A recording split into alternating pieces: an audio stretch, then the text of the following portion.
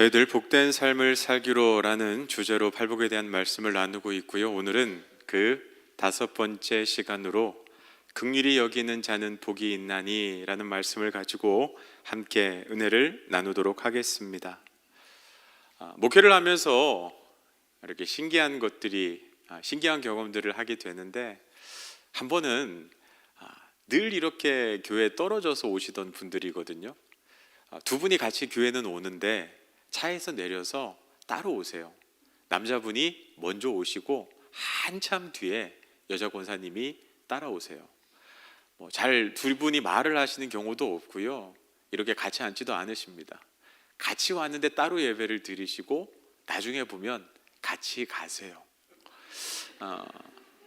여자 권사님한테 몇 번 이야기를 나눴는데 남편에 대해서 서운하고 섭섭한 이야기들을 그렇게 많이 하세요. 못마땅한 이야기들을. 그런데 어느 날은요, 같이 오신 거예요. 그것도 두 손을 잡고. 그리고 같이 앉아서 예배를 드리시더라고요. 웬일인가 했는데 그 다음 주도 또 그 다음 주도 계속 같이 예배를 드리시는 거예요. 그래서 제가 그 부인 권사님께 물어봤습니다. 요즘 무슨 일이세요? 좋은 일 있으세요? 그랬더니까 권사님이 그러더라고요.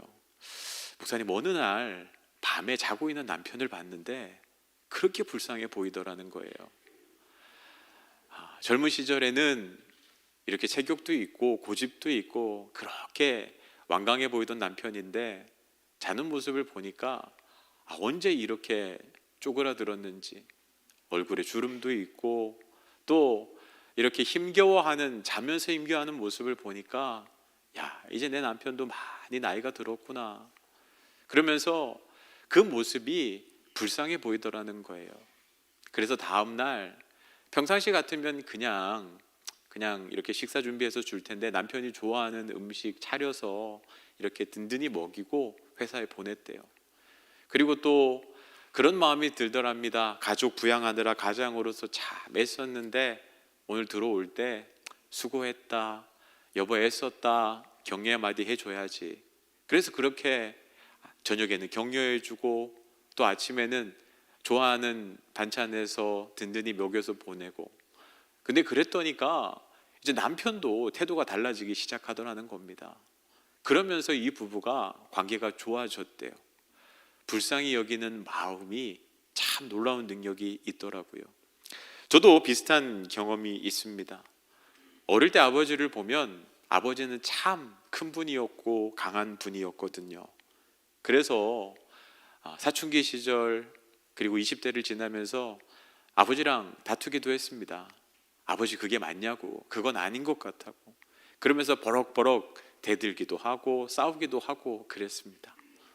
그런데 어느 날부터인가 아버지가 작아 보이더라고요. 넓은 등판이 좁아 보이기 시작하고 아버지 머리에 흰머리가 나고 주름이 생기는 모습을 보면서 아버지한테 이길 수가 없더라고요. 그냥 아버지가 똑같은 이야기를 해도 처음 듣는 것처럼 그렇게 재밌게 들어드리고, 아버지가 이야기하면 그게 맞다 맞춰드리고, 그렇게 불쌍한 마음, 긍휼한 마음이 드니까 아버지 관계가 더 좋아지게 되더라고요. 목회도 마찬가지인 것 같습니다. 어떤 목사님들은 보면 성도님을 적으로 생각하는 분들이 계세요. 그래서 성도님들을 이기려고 하는 분들이 있어요. 그런데 성도들을 이기려고 하다 보면 목회가 안 되고 교회가 힘들어지더라고요. 성도들이 불쌍하게 여겨지면 이건 동정을 하라는 뜻이 아닙니다.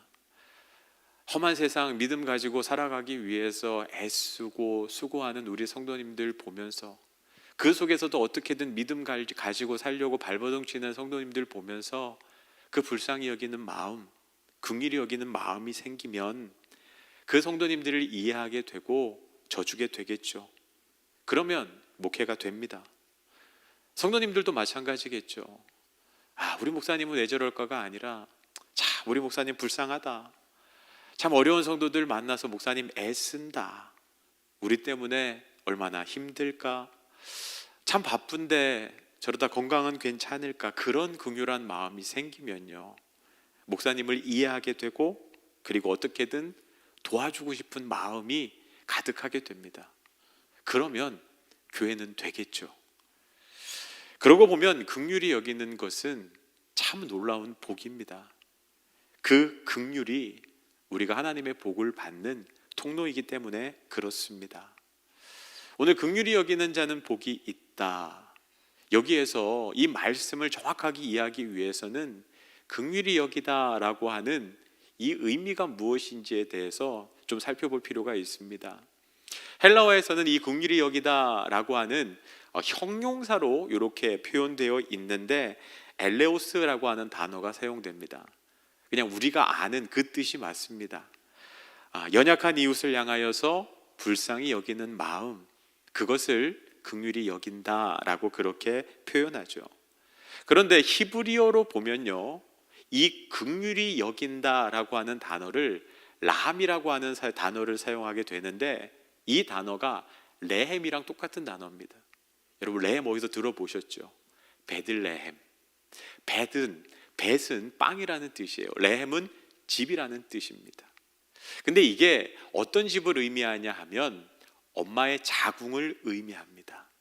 그러니까 긍휼이라고 하는 뜻은 엄마가 아이를 배 안에 품고 10개월 동안 지켜내요. 성장시킵니다. 그 시간이 마냥 좋은 건 아니에요. 입덧을 하기도 하고 여러 가지로 불편하고 힘든 일들이 많죠. 그럼에도 사랑하기 때문에 그 시간을 지켜내는 것, 그게 라함이라고 하는 단어이고 긍휼의 뜻입니다. 만일 아이가 아파요, 너무너무 열이 많이 나고 지금 힘들어해요. 그럼 부모의 심정이 어떻습니까? 내가 대신 아파줬으면 좋겠다, 우리 아이는 아프지 않았으면 좋겠다. 그 마음이 라함이고 긍휼입니다. 여러분, 이러한 긍휼의 마음은 예수님에게서 또 발견하게 되는데, 예수님이 3년 동안 공생의 사역을 할 때 수많은 사람들이 예수님께 찾아왔습니다. 예수님의 말씀을 듣기 위해서, 병을 고치기 위해서, 귀신을 쫓아달라고, 기적이 필요해서 예수님을 찾아옵니다. 예수님께서 그 많은 사람들을 상대하시느라 피곤하셨지만 예수님께서는 자기를 찾아온 사람들에게 외면하지 않으셨습니다. 그들 하나하나를 만나 주셨어요. 그들의 이야기를 들어주셨습니다. 그들의 사정을 안타까워하고 어떻게든 도와주기 위해서 안타까워 애써하는 마음, 그것이 바로 긍휼히 여기는 마음이라는 겁니다. 그런데 우리가 긍휼에 대해서 이야기를 할 때 흔히 오해하는 게 하나 있어요. 그게 뭐냐 하면 긍휼과 동정을 비슷한 의미로 사용하는 겁니다. 여러분, 이 동정이라는 것은요, 조금 뜻이 다릅니다. 내가 조금 더 낫다, 조금 더 위에 있다, 그래서 위에서 아래를 쳐다보면서 자기보다 부족한 사람, 연약한 사람을 무언가를 베풀어 주려고 하는 것, 그것을 동정이라고 이야기를 합니다. 우리가 길을 가다가 누군가가 도움을 요청해요. 만일 그 사람이 동전통을 놓고 좀 도와달라고, 돈을 달라고 그렇게 요구할 때, 그래, 내가 너보다 좀 여유가 있으니까, 그래, 주머니에서 지폐든 동전이든 꺼내서 던져주는 것, 여러분, 그것은 동정일 가능성이 많아요. 근데 긍휼은 조금 다릅니다. 이 사람이 많이 추울 텐데, 많이 배고플 텐데, 많이 어려울 텐데, 어떻게 하면 이 사람의 기분이 상하지 않도록 내가 이 사람을 도와줄 수 있을까?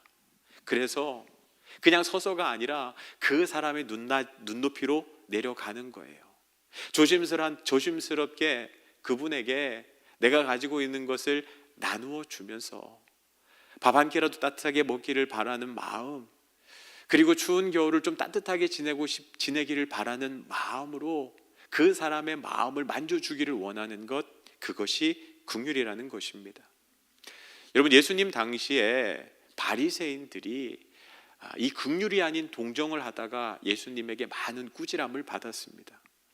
여러분, 바리새인들은 구제를 많이 했어요. 금식을 해서 모은 돈으로 어려운 사람들에게 구제했습니다. 그뿐만 아니라 자기의 재산을 어려운 사람들한테 나눠주는 일, 그것이 율법이 정한 일이었기 때문에 순종했습니다.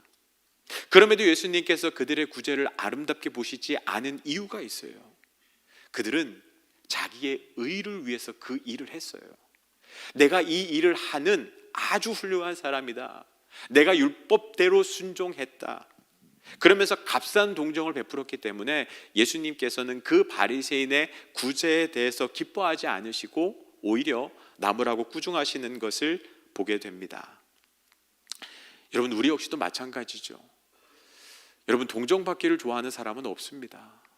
그러나 누군가가 나를 긍휼히 여겨줄 때, 여러분, 이것이 오히려 그 공감이라는 표현이 잘 이해가 될 것 같은데, 동정보다는 우리는 공감해 주는 것을 좋아하죠. 내가 어려운 일을 당했습니다. 그때 누군가가 나를 동정해 주기보다는 공감해 주기를 원한다는 거죠. 아무 말 없이 다가와서 내 손을 잡고 함께 울어주는 사람, 우리는 그런 사람을 만나기를 좋아합니다. 보면 좋은 일이 있을 때 같이 웃었던 사람은 시간이 지나면 잘 기억나지 않아요. 그런데 내가 어려울 때 내 옆에서 함께 울어줬던 사람, 그 사람은 쉽게 잊혀지지 않습니다.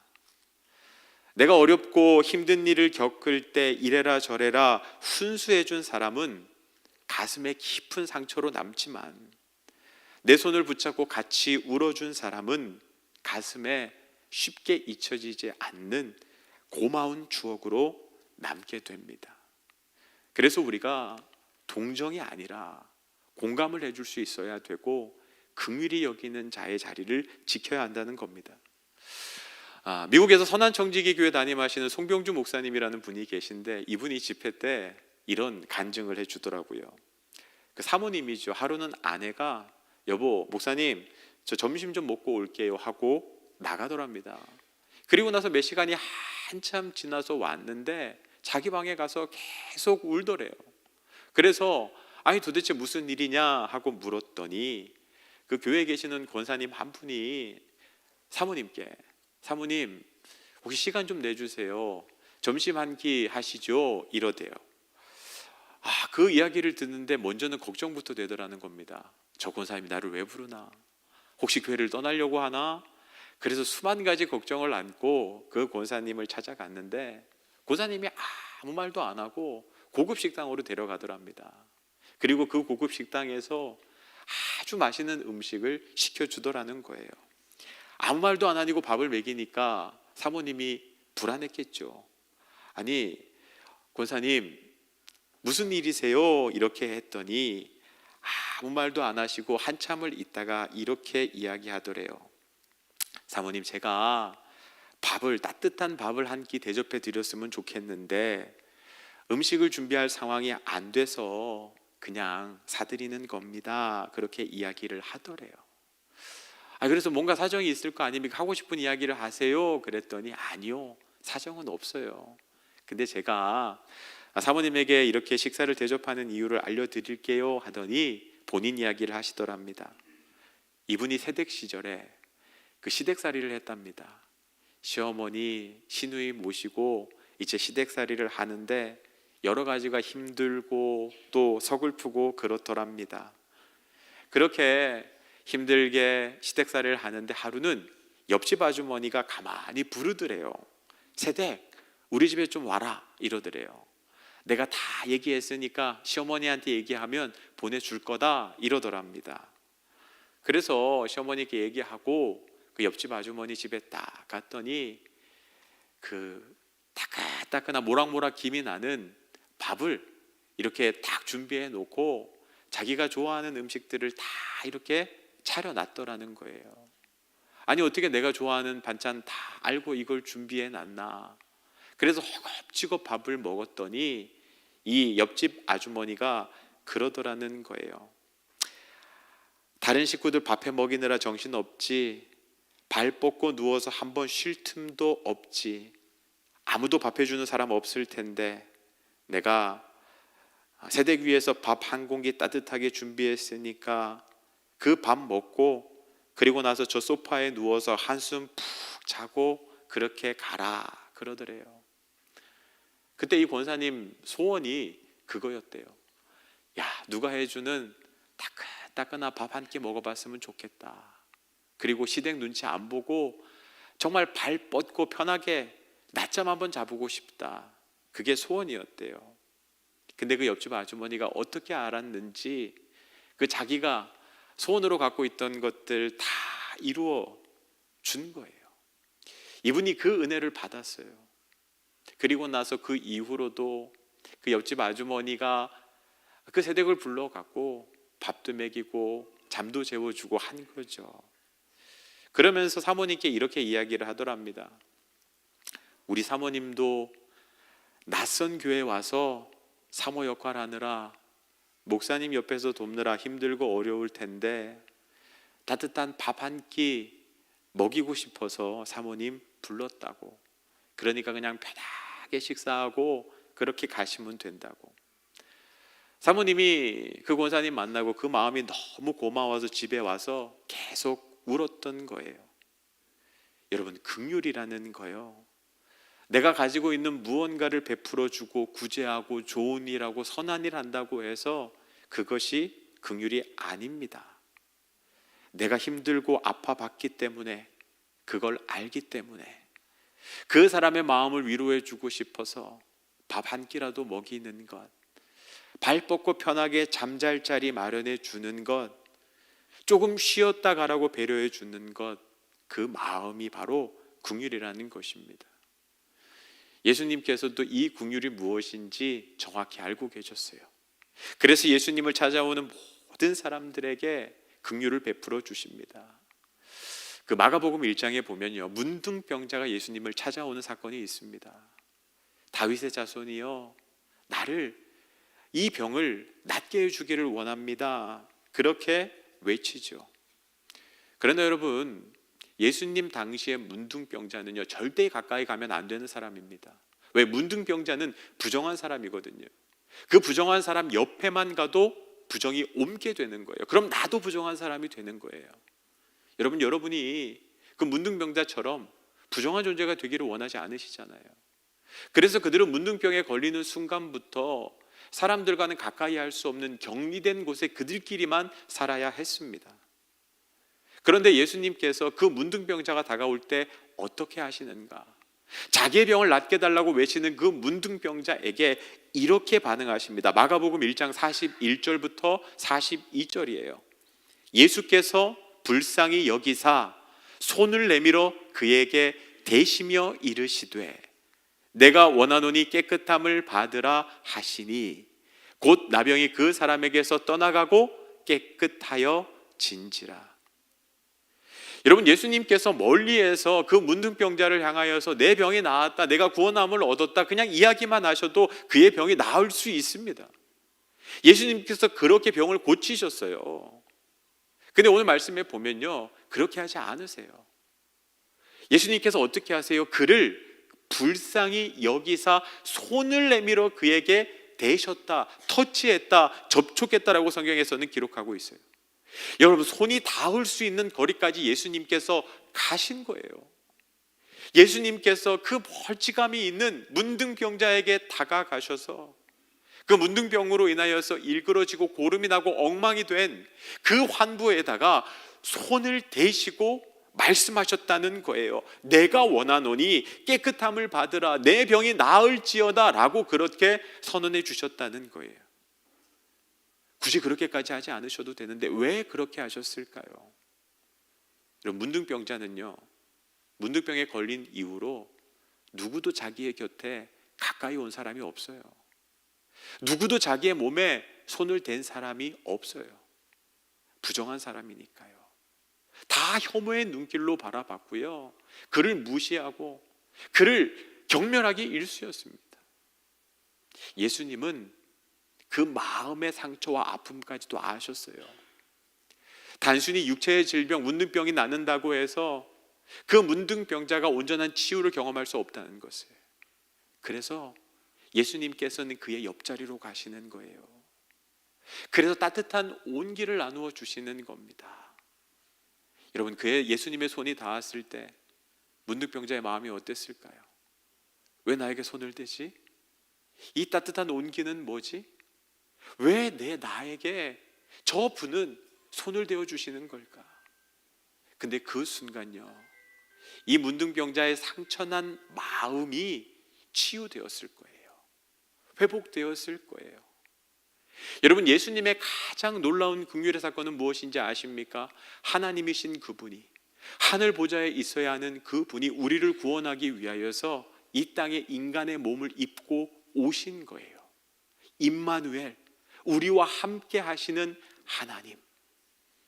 하늘 위에서 동정하듯 바라보시는 것이 아니라 우리와 같은 자리에 오셔서 우리와 같은 고통을 당하시고 질고를 당하시고 우리를 살리기 위해서 십자가에 죽으신 그분, 그 십자가의 사랑이 가장 큰 긍휼이라는 겁니다.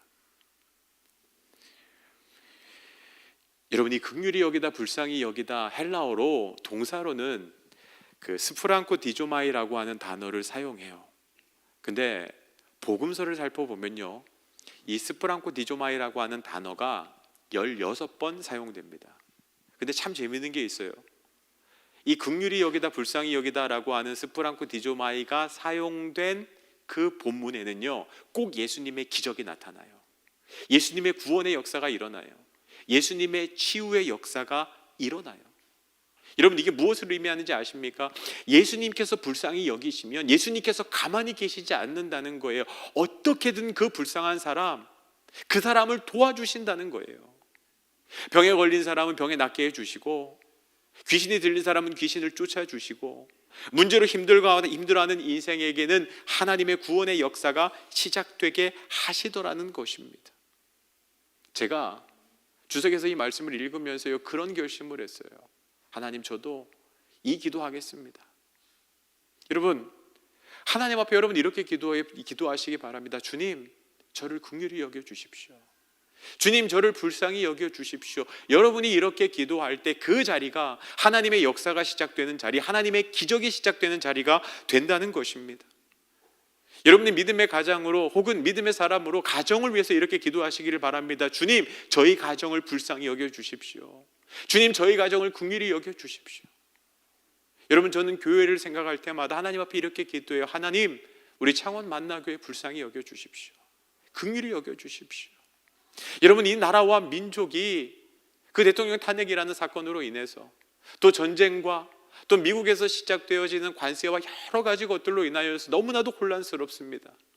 여러분, 그때 우리가 무엇을 할 수 있겠습니까? 하나님 앞에 기도해야죠. 하나님, 이 나라와 민족을 불쌍히 여겨주십시오. 하나님, 이 나라와 민족을 긍휼히 여겨주십시오. 그때 이 나라와 민족 가운데 하나님의 기적이, 하나님의 역사가 시작된다는 사실을 기억하시기를 바랍니다. 그래서 여러분, 오늘 말씀에서 긍휼히 여기는 자는 복이 있다, 맞아요. 복이 있어요. 왜요? 하나님께서 긍휼히 여겨주실 것이기 때문에 그래요. 긍휼히 여기는 자는 복이 있나니 그들이 긍휼히 여김을 받을 것임이요. 여러분, 하나님이 긍휼히 여기시니까 그 자리에 하나님의 기적이 시작되고, 하나님의 치유가 시작되고, 하나님의 구원의 역사가 시작될 수밖에 없는 겁니다. 헨리 나우엔이라고 하는 영성학자가 있어요. 이분이 하버드 대학교 교수였습니다. 근데 이분이 어느 날 삶의 공허함을 느끼고 그 대단한 하버드 대학 교수 자리를 때려치우고 캐나다 토론토에 있는 데이브레이크라고 하는 지체장애인, 정신지체장애인들을 돌보는 기관으로 들어갑니다. 그분이 거기에서 책을 쓰는데 그 두란노에서 출판된 책에는 제목이 돌봄의 영성이에요. 근데 원래 그 책의 제목이 긍휼입니다. 긍휼. 긍휼이라고 하는 단어가 영어로는 컴패션이거든요. 컴은 함께라는 뜻을 가지고 있고, 패션은 고난이라는 뜻을 가지고 있습니다. 컴패션, 함께 고난받는다. 긍휼이 무엇인가? 함께 고난받는 것, 함께 아픔을 경험하는 것, 그것이 긍휼이에요. 이 헨리 나우엔이 그 데이브레이크라고 하는 기관에 들어갔을 때 자기는 그 지체장애인들을 돌보고 그들에게 사랑을 주기 위해서 그곳에 들어갑니다. 어떻게 보면 그 마음은 처음에는 동정에 가까웠어요. 그런데 그가 지체장애인들을 돌보면서 깨달은 중요한 진리 하나가 있습니다. 자기가 그들을 사랑하고 자기가 그들을 긍휼히 여긴다고 생각했는데 막상 그곳에서 그들과 생활하다 보니까 자기가 줬던 사랑보다 더 큰 사랑을 자기가 받고 있는 거예요. 그들이 자기를 더 긍휼하게 여겨주는 거예요. 그러면서 그가 귀한 것을 깨달아요. 그 지체 장애인들을 보면서요, 그 영혼의 순수성, 하나님의 형상을 발견하게 되는데, 그러면서 잃어버렸던 자기 안에 하나님의 형상을 발견하게 됩니다. 그는 그곳에서 하나님의 나라를 경험했다라고 그렇게 말합니다. 진정한 기쁨을 누리게 돼요. 그 책의 결론이 무엇인가 하면요, 긍휼을 주고받으면 그곳에 천국이 임하게 된다라는 것입니다. 긍휼을 주고받으면 그곳이 천국이 된다는 거예요.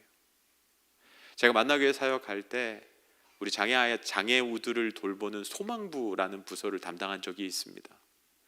처음 소망부 장애우들을 맞는 사역을 하라고 하는데 처음 가서 깜짝 놀랐어요. 한 번도 제가 그 아이들을 보지를 못했거든요.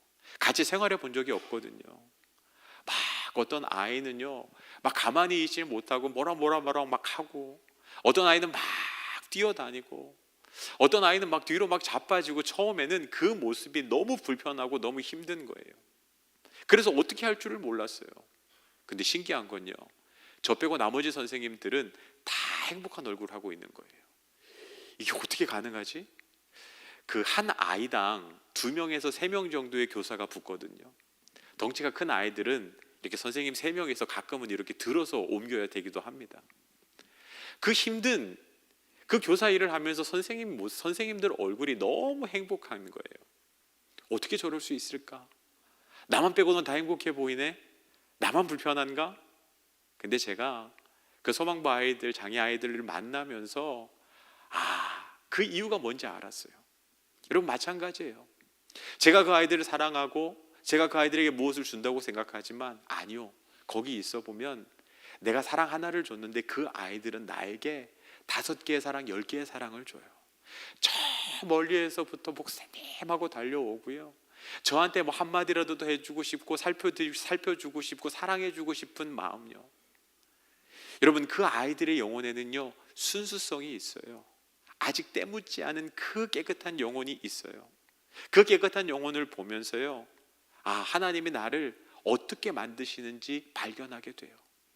그 아이들과 함께 예배드리는 시간, 때로는 막 우발적인 일들도 일어나지만 그 아이들을 알게 되면 그 모든 것들이 전혀 문제가 되지 않아요.